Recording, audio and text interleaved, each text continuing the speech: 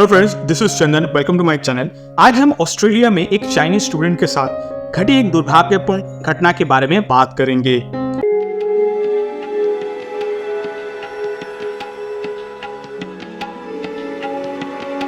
बेहतर भविष्य की आकांक्षा रखने वाली एक युवा छात्रा मिस लिंग की दुखद कहानी ने उन लोगों पर गहरा प्रभाव डाला जिन्होंने उनकी दुर्दशा के बारे में जाना।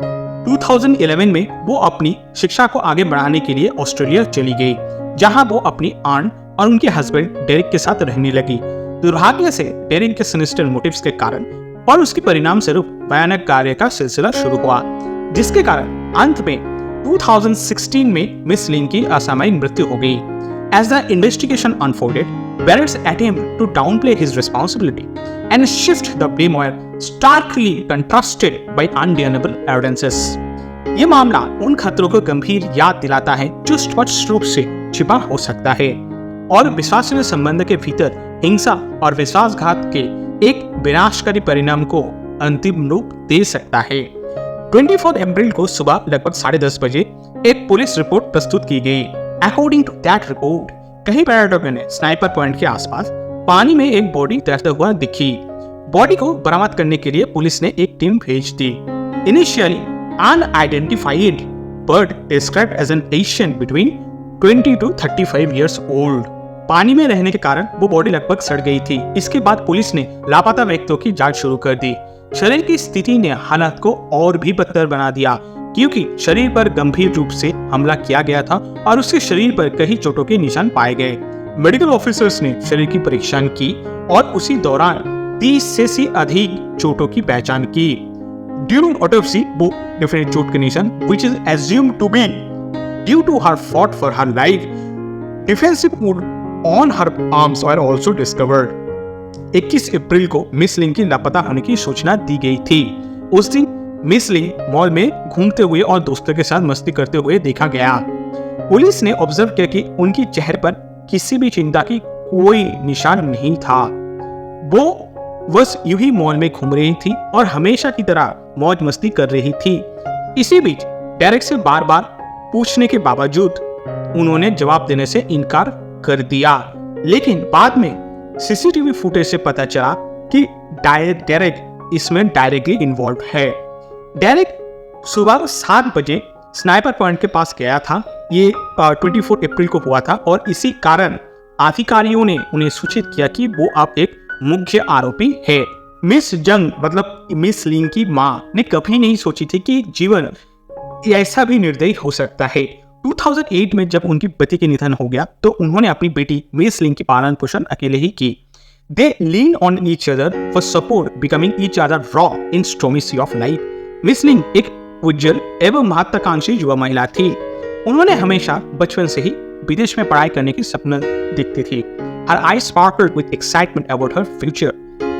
अटूट विश्वास से मिस जंग अनेक कठिनाइयों के बावजूद अपनी बेटी के सपना को समर्थन किया। इसी बीच अर्थशास्त्र के लिए यूनिवर्सिटी ऑफ टेक्नोलॉजी सिडनी में मिस लिंग की स्वीकृति उनकी कठिन परिस्थितियों में आशा के एक महत्वपूर्ण स्रोत को प्रतिनिधित्व करती थी। 12 साल पहले मतलब 2024 से पकड़ेंगे तो 2012 में सपनों से भरी उम्मीद और वादों के साथ मिस लिंग ने अपनी घर छोड़ दी और ऑस्ट्रेलिया के लिए उड़ान भर दी। वो अपनी आंट के साथ रहने लगी उनकी कैस्पी ऑस्ट्रेलिया के घर में। आप यहाँ पे स्पेसिफिकली बोलना चाहेंगे she was living with her aunt, her aunt's husband and their daughter. Miss Jung को ये जानकर आश्चर्य हुआ कि उनकी बेटी अपने ही परिवार के साथ रह रही है। उन्हें भरोसा था कि उनकी बहन मिस लिंग की देखभाल अपनी बेटी की तरह ही करेंगे। यहाँ पे मैं आप लोगों के साथ कुछ फैक्ट शेयर करना चाहता हूँ कि वो है मिस लिंग का जन्म 29 जनवरी 1991 में हुआ था। तो 2012 में उनका एज लगभग 21 ईयर्स एंड सब्सिक्वेंटली आप 2016 में उनका उम्र लगभग 25 ईयर्स ऐसा ही था।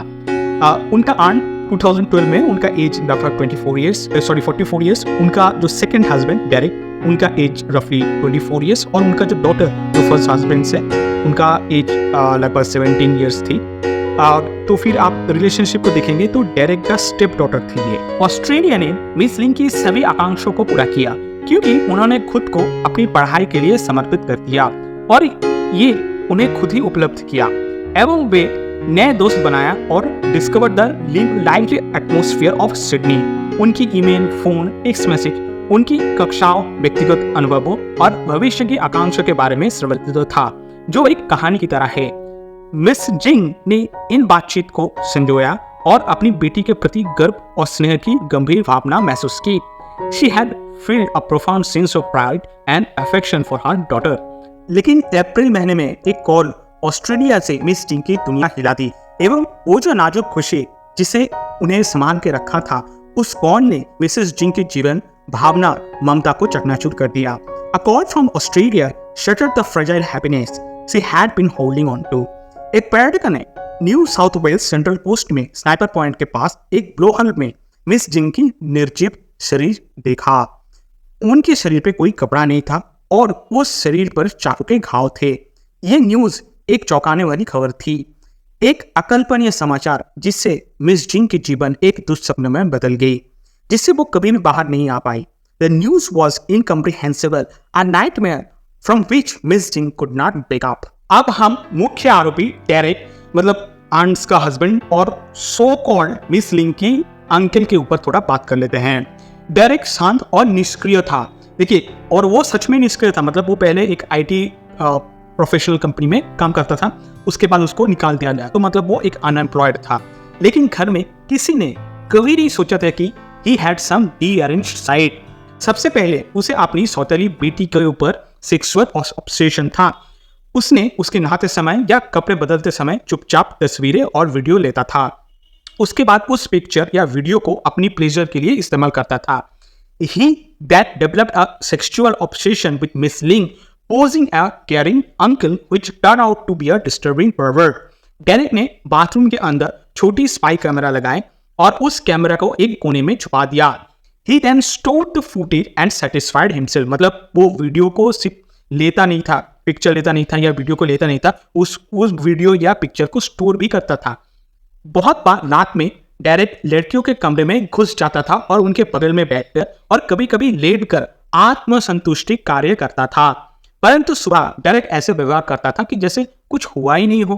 24 अप्रैल 2016 में रविवार को डेरेक ने अपनी पत्नी को लेने के लिए रेलवे स्टेशन गई थी, जो एक बिजनेस ट्रिप से लौट रही थी।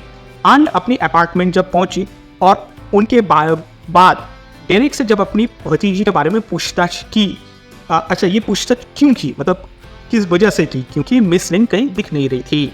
डेरेक ने कहा कि उसने उसे 2-3 दिनों से नहीं देखा। अपनी कहानियों को समर्थन करने के लिए डेरेक ने दावा किया कि मिस लिंग नाइट क्लबों में जा रही थी और दोस्तों के साथ काफी समय बिता रही थी। मिस लिंग के आंट ने पूरा दिन मिस लिंग तक पहुंचने की कई प्रयास किए, लेकिन मिस लिंग के फोन बंद आने के कारण वो पहुंच नहीं पाई। अंत में मिस लिंग के आंट ने चाइना में मिस लिंग के परिवार को सूचित कर दिया कि मिस लिंग मिसिंग है। अब हम लोग फास्ट फॉरवर्ड टू 2019 के क्या हुआ था, हम उसके ऊपर डिस्कस करेंगे, क्योंकि 2019 में कुछ महत्वपूर्ण इंसिडेंट हुआ था। नवंबर 2019 में एक टूरिस्ट ने स्ट्रेट फील्ड में एक बेकार पड़े यूएसबी स्टिक पर कुछ डिस्टर्बिंग करने वाले तस्वीर और वीडियो की जांच की।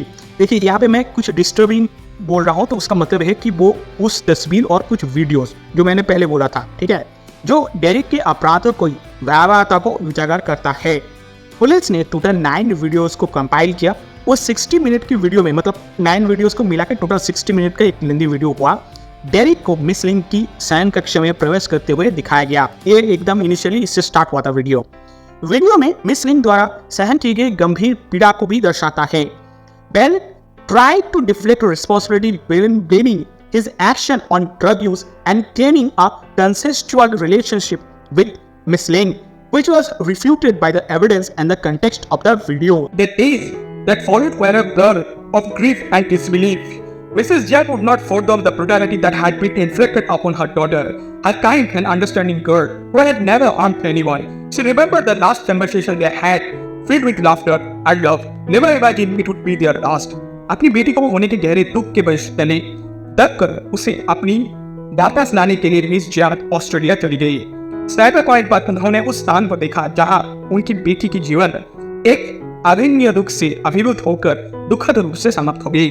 जीवन की पीड़ा एक अनंत खाई की तरह महसूस हुई, जिससे उसे एहसास हुआ कि आसपास के अंधेरों से बचना केवल नामुमकिन नहीं, वो असंभव है। अंत में मिस जिया को अपनी बेटी की यादों में एकमात्र सहारा थी।